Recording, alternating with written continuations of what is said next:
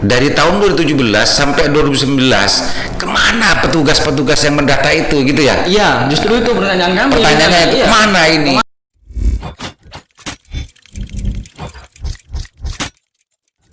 Assalamualaikum warahmatullahi wabarakatuh. Jumpa kembali dengan saya Ali Munahriz di channel Sandasan. Kali ini Sandasan akan menggali tentang hasil pengamatan dari teman-teman IKMS yang beberapa hari terakhir fokus mengamati, memperhatikan, menginventarisasi dan mendengarkan tentang masalah keluhan masyarakat petani.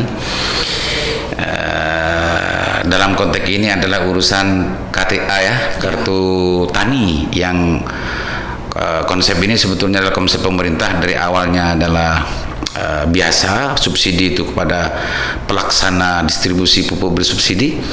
Dengan kartu tani ini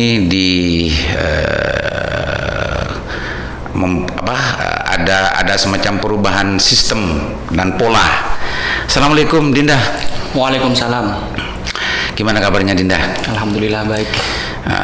Sedang aktif di ya sekarang ya, sering diskusi dan segala macamnya ya sekarang ya Dinda ya. Iya betul. Pemirsa, Dinda ini adalah ketua IKMS, namanya, perkenalkan Dinda biar lebih afdol. Iya, saya mempunyai 3 panggilan. Oh gitu ya. Saya namanya Mustaqim dari Jedih Soja. Mustaqim Jedih Soja. Kebetulan ketua IKMS ya, iya. Ikatan Mahasiswa Soja. Dinda Mustaqim, akhir-akhir ini kan sering awalnya saya pernah mendengar dari hasil kajiannya IKMS tentang masalah keterlambatan pemerintah dalam konteks pelaksanaan dari kartu tani. Itu Ya, sebetulnya gimana menurut penemuan dari Dinda?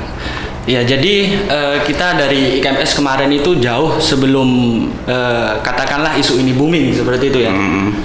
Kemarin kita sempat mengadakan kajian, dan dalam hasil kajian itu kita sudah memprediksi bahwasanya ini akan akan gaduh, akan terjadi gejolak seperti itu, karena memang pada saat peringatan Hari Tani kemarin pada tanggal 24 itu kita ingin merancang sebuah forum di mana teman-teman IKMS ini sebenarnya banyak mendapat keluhan dari para petani seperti itu. Awalnya. Nah, jadi dialog interaktif pada saat itu kita hadirkan juga dari Komisi B dan juga dari beberapa penyuluh dan Poktam seperti itu. Nah, dan ternyata mereka memang resah dengan program kartu tani ini, karena memang di sana itu banyak kejanggalan seperti itu, sehingga baik dari sosialisasinya ataupun dari pelaksanaannya sendiri, Pak. Dinda melihat sebetulnya apa sih makhluk kartu tani itu untuk masyarakat? Apa hanya sekedar untuk pola jual beli pupuk bersubsidi atau apa sebetulnya kartu tani itu? Oh tidak, sebenarnya kartu tani itu adalah salah satu upaya pemerintah yang memang ingin langsung menyentuh kepada petani seperti itu. Kan di situ sistemnya by name by address. Jadi harapannya bisa meminimalisir penyimpangan. Ya. Sebenarnya bagus kalau misalkan saya melihat dalam programnya itu, cuman dalam realisasiannya ini yang menjadi pertanyaan bagi kita, kenapa kok banyak permasalahan yang belum tuntas seperti itu. Sebetulnya kartu tani diluncurkan pemerintah menurut dari pantauan dari Dinda, ketua itu sejak kapan sebetulnya itu? Itu sejak tahun 2017. Oh iya, sejak 2017. Ya, 2017. Kita kenal bahwasanya presiden kita ini programnya itu banyakkan kartu gitu. Pak Jokowi itu identik dengan kartu-kartu. Iya, dengan kartunya. Nah, salah satunya kartu tani ini. Gitu. 2017. Iya, 2017. Sampai hari ini kan belum dicabut gitu ya? Iya, belum. Bahkan masih berlaku gitu. Iya, masih berlaku. Kira-kira menurut dari hasil kajiannya Dinda IKMS, kenapa sih sampai sekarang tahun 2003 tahun sampai sekarang kan? Iya. Kok persoalan data saja masih belum selesai? Apalagi urusan percetakan kartu taninya. Kenapa itu menurut Dinda? Iya, jadi saya nilai dari teman-teman itu ini adalah salah satu hal yang patut dievaluasi sebenarnya di pemerintah, baik pusat, daerah ataupun provinsi seperti itu. Nah, karena apa? Karena memang kemarin itu terjadi gejolak yang sangat besar. Saya sempat mendengar bahwasanya di Kamal itu petaninya sempat ke Soca. Oh, itu yang kejadian kemarin. Iya, yang kejadian kemarin. Maksudnya kenapa mesti harus dievaluasi? Katanya Dinda kan itu secara program dan sistem bagus sebetulnya kan. Apa harus program yang harus dievaluasi, apa pelaksanaannya yang harus lebih disempurnakan, Dinda? Dua-duanya, Pak. Gitu ya. Iya, soalnya gini. Ini kan salah satu program yang mana seharusnya semenjak 2017 itu sudah direalisasikan, baik itu sosialisasinya ataupun pendataannya dan segala macam. Cuman dari pemerintah sendiri itu baru kemarin ini mengangkat isunya itu. Oh, gitu. Dari 1 September itu. Artinya Dinda melihat 2017 sebetulnya seandainya itu dilaksanakan secara masif dan diseriusi dalam penjelasan pelaksanaannya, tidak akan mungkin ada gejolak semacam sekarang. Tidak akan, iya, betul. Ini menurut hasil dari kajiannya Dinda IKMS ini yang tidak serius apa pemerintah atau gimana ini ya?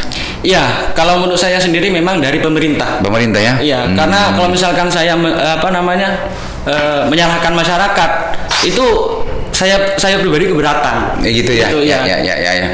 Artinya pemerintah kurang serius dalam melaksanakan ini, baik dalam pendataan juga dalam konteks penerbitan kartu tani juga. Betul. Kalau tidak salah penerbitan kartu tani ini kan kalau di Jawa Timur kan BNI. Iya, BNI. Jadi BNI dan Distan. Pemerintah pusat, pemerintah daerah mestinya ini karena ini kebijakan pemerintah pusat, pelaksanaan di daerah ini sebetulnya kurang serius di daerah. Iya, betul. Kalau programnya melalui IKMS bagus ya? Bagus ya. Justru bagus.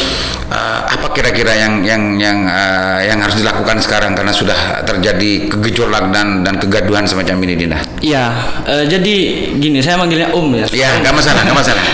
Ya, jadi gini kalau dari teman-teman IKMS sendiri, itu kan sekarang ini kita ketahui sudah memasuki musim tanam ya. Gitu. Jadi kalau misalkan kita masih melakukan pendataan atau segala macam, itu akan membutuhkan proses. Nah, dalam proses itu petani justru masih menunggu. Nah, gitu, untuk mendapatkan pupuk. Nah, kalau menurut saya sendiri, pemerintah di Kabupaten Bangkalan, baik itu dari Dinas Pertanian atau Komisi B yang dalam hal ini terkait ya. Nah, itu bisa melakukan suatu lompatan gitu. Lompatan yang mana petani ini bisa mendapatkan pupuk tersebut seperti itu. Termasuk KP3 ya? Iya. KP3 itu apa sebetulnya kerjaannya dalam konteks pengawasan terhadap distribusi pupuk bersubsidi gitu ya? Termasuk proses pembuatan kartu tani dan segala macam itu kemana? Kok sampai semacam ini gitu? Pertanyaan besar kan, Dinda ini. Iya, betul. Tapi Dinda garis besarnya adalah tidak menyadarkan masyarakat kan? Iya. Karena masyarakat di samping memang tidak paham secara sempurna tentang masalah program ini, mestinya pemerintah yang lebih serius ya dalam proses pendataan dan macamnya. Karena memang ada sebagian sandrasan gitu di karangan itu karena masyarakatnya sebetulnya waktu didata itu kurang proaktif gitu. Dinda. Gimana tanggapannya, Dinda? Jadi gini, semenjak awal kita memandang bahwasanya program ini memang cenderung istilahnya dadakan gitu loh. Soalnya ya benar 2017 di launching gitu loh. Cuman dari semenjak 1 September kemarin itu kan baru dibicarakan kepada petani seperti itu. Nah, jadi di sana itu kan seolah-olah mendesak agar segera melakukan pendataan dalam RDKK itu tadi. Nah, sedangkan di sini pendataan itu masih dalam proses dan sekarang keadaannya sudah mulai memasuki musim tanam. Teman-teman anggota IKMS dari tahun 2017 sampai 2019 kemana petugas-petugas yang mendata itu gitu ya? Iya, justru itu pertanyaan kami. Pertanyaannya itu Iya. kemana ini? Kemana, iya. Kalau ini menyalahkan masyarakat, tahun 2020 mestinya tahun 2018 sudah selesai Itu sudah ini. selesai, sudah kalau tuntas. dilaksanakan dengan baik Iya. gitu ya. Jadi pemirsa, masyarakat petani dan juga pemerintah stakeholder dalam konteks pupuk bersubsidi, teman-teman di KMS tidak menyalahkan masyarakat karena memang ada sandasan di salah satu dari salah satu elemen masyarakat bahwa masyarakat yang kurang proaktif dalam Ya. waktu pendataan. Tapi kalau petugas dan pemerintah serius dalam pelaksanaan masalah ini, insya Allah ketidakproaktifan pemerintah masyarakat itu bisa dilampaui gitu ya. Iya, bisa dilampaui. Ya. Apa Dinda tidak melihat bahwa keterlambatan pelaksanaan eksekusi dari program baiknya Pak Jokowi ini ada tangan-tangan tidak bertanggung jawab yang masuk dalam proses masalah ini? Ya sebenarnya banyak gitu. Gitu ya. Sudah banyak gitu. Artinya Dinda melihat bahwa pupuk bersubsidi ini, pupuk yang tidak diperdagangkan secara bebas ini memang potensial untuk disalahgunakan ya. Sangat berpotensi besar seperti Gitu ya. itu, ya. Oh, jangan lambatnya petugas dalam pelaksanaan ini memang ada tangan-tangan jahil itu, Dinda. Nah, iya betul. Jadi gini, Om. Kemarin itu saya sempat mendengarkan curhatan dari salah satu petani di Socak. Itu ini saya mulai dari bawah dulu ya. Itu salah satu anggota Poktan mengatakan bahwasanya sebenarnya Poktan ataupun Gapoktan itu sebenarnya ada titipan seperti itu. Baik ya dari pemerintah sendiri gitu. Nah, saya curiga di sini celahnya gitu. Salah satu celahnya. Iya. Ya kita teman-teman IKMS mengatakan anggota Poktan siluman. Iya. Dari distribusi pupuk, distributornya, dari pengecernya dan segala macamnya itu juga potensial berikut bermain-main gitu ya. Iya, berpotensi. Termasuk negaranya petugas-petugas di lapangan gitu ya. Di lapangan. Karena pupuk bersubsidi ini kalau dijual bebas harganya mahal kan sebetulnya. Mahal. Sekarang ini pantauan dari IKMS, harga yang beredar di masyarakat berapa kira-kira? Itu kalau yang pupuk Ponska itu ya. Ponska itu karena pupuk yang disubsidi ada berapa macam? Ada 4 kalau nggak salah ya. Iya. Ada pupuk urea, ada spinal, dan macamnya. Nah, itu buat yang Ponska ini kemarin itu salah satu petani bilang kalau yang non subsidi ya itu 300-an ribu. Non subsidi. Nah, kalau yang subsidi itu 130 apa 120 gitu. Yang subsidi ya. Oh, berarti di berbagai hasil masukan dari netizen jurnalisme yang masuk ke Sandasan ini sebetulnya ada yang 160, ada yang 200 dan semacamnya. Ya. Karena kelangkaan itu sebetulnya tidak boleh siapapun untuk menjual bebas barang ini sebetulnya. Nah, iya betul. Dan ini mestinya ada langkah-langkah konkret dari pihak-pihak aparat atau pihak-pihak terkait untuk melakukan penertiban ini. Iya. Tidak boleh, berapapun tidak boleh kan begitu, Dinda. Iya. Keluhan yang masuk ke Lingkar Jatim, keluhan yang masuk ke Sandasan, ada juga katanya yang mendapat 200, tapi dengan harga 200.000 dan macamnya, itu tidak boleh kan? Mestinya itu juga harus ada langkah-langkah konkret dari pihak terkait ya. Iya, jadi kan ini dampaknya nanti kepada petani juga. Ya, betul. Nah, dan di sini saya rasa pemerintah harus berperan proaktif juga gitu loh. Dan DPRD untuk melakukan pressing yang lebih intensif lagi gitu di lapangan gitu. Jadi masalahnya menurut IKMS adalah seluruh stakeholder distribusi pupuk subsidi dari distributor ke pengecer dan yang macamnya itu potensial disalahgunakan. Karena kalau pupuk ini langka di lapangan, menurut pengakuan dari berbagai petani di lapangan, berapapun akan dibeli. Iya. Jadi asalkan ada. Iya, gitu. petani itu memang mindsetnya seperti itu. Iya. Jadi apa namanya? Yang mereka sekarang ini butuhkan sebenarnya ya pupuk gitu loh. Jadi ketika pupuk ada, ya saya rasa yang seperti Om katakan, jangankan 200, saya rasa 250 itu masih dibeli. Iya. Artinya potensi ini kalau betul-betul dimanfaatkan oleh tangan-tangan jahil, kelangkaan itu memang bisa saja itu disengaja. Bisa saja, ya. Tidak hanya karena pola pendistribusian yang sudah berbeda, Iya, tapi memang ada kesengajaan dari pihak untuk bagaimana pupuk ini betul-betul mahal di lapangan, kan begitu, Dinda? Iya, betul. Nah, dalam konteks ini apa himbauan teman-teman IKMS terhadap pemerintah?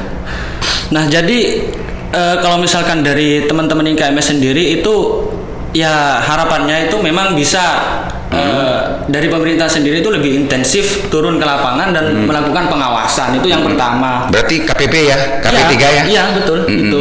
Nah, terus yang kedua itu ya kita ini kan bicara tentang salah satu hal yang vital sebenarnya ketika bicara petani itu, karena petani itu kan lumbung pangan kita gitu. Jadi ya sebisa mungkin lah gitu, kalau menurut saya ini harus betul-betul diperhatikan, karena saya juga melihat dari beberapa teman-teman yang tergabung dalam Poktan itu sudah banyak melakukan komunikasi gitu. Jadi saya takutkan gitu loh. Petani ini nanti bisa bergerak gitu loh. Bu, jangan takut lah. Harus bergerak memang kan gitu.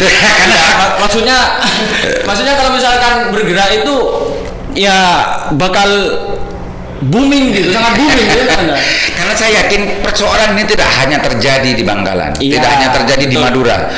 Saya dengar juga di Banyuwangi justru semakin kredit di sana kan. Informasinya saya kurang tahu saya pasnya. Tapi kalau memang semacam ini, karena pola distribusinya itu adalah aturannya sama, aturan yang regulasinya sama, peluangnya juga sama, potensi penyalahgunanya juga sama gitu kan. Kalau kecurigaan Dinda itu betul-betul nyata di lapangan, ya ini akan terus terjadi kelangkaan semacam ini. Iya, betul. Gitu. Jadi bagaimana untuk mengurai ini? Sebagus apapun sistem yang dibangun oleh pemerintah, kalau ada tangan-tangan jahil yang akan mengaruh keuntungan dalam konteks pendistribusian pupuk subsidi, akan terus seperti ini ya. Dan sama saja ya. Karena tahun-tahun sebelumnya kalau musim tanam kan juga sering kita dengar ada kelangkaan pupuk. Betul. Artinya bukan dalam konteks hanya peralihan pola distribusinya kan, karena memang ada tangan-tangan itu ya, Dinda. Itu pemirsa perlu dipahami, perlu dimengerti bahwa sebetulnya kelangkaan pupuk ini setiap musim tanam setiap musim tanam sering ada keluhan dari masyarakat petani yang mengalami kelangkaan pupuk bersubsidi, dan kalau mendapatkan itu justru harganya di atas HIT. Kalau di harga HIT-nya itu, harga eceran tertingginya itu sebetulnya hanya 90, Dinda ya. Hanya 90 per 50 kilogram.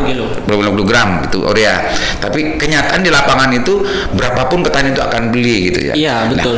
Makanya yang penting untuk diatur dan ditertibkan oleh pemerintah menurut Dinda adalah bagaimana pendistribusian itu sesuai dengan RDKK ya. Kalau pengecer itu mempunyai tanggung jawab memenuhi kebutuhan wilayah ini, tidak boleh keluar dari itu gitu, Dinda ya. Betul. Yang terjadi, Dinda melihatnya. Jadi gini, kalau misalkan yang saya lihat di lapangan, petani itu bergejolak karena mereka itu yang pertama pupuk, pupuk. Nah, terus ketika hasil dialog kemarin itu dikatakan kurang masuknya dalam pendataan katanya gitu loh. Nah, dalam kurang masuknya pendataan ini di sini sebenarnya petani itu yang bingung di situ. Bingung karena bagaimana caranya, ya kembali tadi mindsetnya. Pokoknya pupuk di saat musim tanam ini bisa kita dapat dimanapun gitu, ya. Sampai dari Kamal cari ke Socah. Iya. Itu saking bingung dan bosannya ya. Bosan petani itu sekarang gitu. Artinya peluang-peluang seperti ini juga potensial dimainkan oleh tangan-tangan jahil gitu ya. Betul. Dan himbauan dari KMS, pemerintah pihak terkait harus menertibkan semua pola distribusi ini biar Ya. tidak liar gitu Ya, Dinda ya. tidak liar. Karena walaupun bagaimana ada duit negara yang ada di dalam alur distribusi pupuk bersubsidi ini, karena kalau dijual bebas tanpa ada subsidi ini akan mahal kan Iya. Dinda. Yang mana uang negara itu harus tepat sasaran gitu ya. Ya, Dinda, kartu tani itu menurut Dinda sebetulnya kan tidak hanya fungsinya kan tidak hanya untuk jual beli pupuk, distribusi Iya. pupuk, banyak juga kan. Banyak juga. Apa yang Anda ketahui tentang masalah ini Dinda? Ya tentang itu Kartu tani. kredit usaha juga. KUR. Iya, KUR. Artinya Buat bagi rakyat. setiap petani yang mempunyai kartu tani itu tidak perlu untuk menyiapkan administrasi yang ribet-ribet seperti dulu ya kalau Iya. sudah punya Kartu tani itu, ya. iya. Ke bank yang mempunyai program KUR sudah bisa langsung dilayani gitu ya, Iya, Dinda ya. betul. Oh itu ya salah satu fungsinya. Iya, salah satu itu. Pemirsa, sebetulnya kartu tani tidak hanya sekedar untuk bagaimana alat sarana untuk distribusi pupuk bersubsidi, tapi ada banyak fungsi di kartu tani. Iya. Kenapa ini sampai detik ini, sampai hari ini masih sal-sal dan kredit dalam pelaksanaannya? Insya Allah dalam waktu dekat Sandasan akan bahasnya secara tuntas dengan pihak terkait. Dinda, barangkali ada himbauan terakhir dari Dinda tentang masalah kegaduhan tentang kelangkaan pupuk bersubsidi ini. Iya, jadi gini Om. Yang pertama kita ingin menyampaikan bahwasanya kita ini kan sekarang sudah memulai masuki musim tanam. Jadi kalau misalkan ini dikembalikan lagi perihal data dan segala macam, itu saya rasa kalau misalkan masih bergelut di data itu ya, itu bakal berpotensi gagal panen atau terjadi degradasi. Bukan gagal panen, gagal tanam. Oh iya, gagal tanam. Iya, takutnya ya. nanti terjadi degradasi dalam hasil panennya seperti itu. Nah, jadi dalam hal ini benar-benar harus diperhatikan. Ini bukan isu seksi lagi seperti itu, tapi memang yang sangat vital seperti itu dan harus diselesaikan. Mirsa, demikian hasil sandasan saya dengan Ketua IKMS Dinda Mustaqim. Ya. Mudah-mudahan bermanfaat dan juga didengarkan oleh pihak-pihak terkait. Semoga persoalan pupuk segera bisa terurai. Meskipun menurut Dinda Mustaqim ada semacam tangan-tangan jahil yang masuk ke sini, kenapa ada keterlambatan dalam pelaksanaan penerbitan kartu tani dan lain sebagainya, yang sekarang justru dijadikan alasan oleh pihak pemerintah kenapa pupuk bersubsidi ini terjadi jarang gitu ya. Iya. Ada kelangkaan di lapangan. Demikian, mudah-mudahan bermanfaat. Assalamualaikum warahmatullahi wabarakatuh. Waalaikumsalam. Audio Jungle.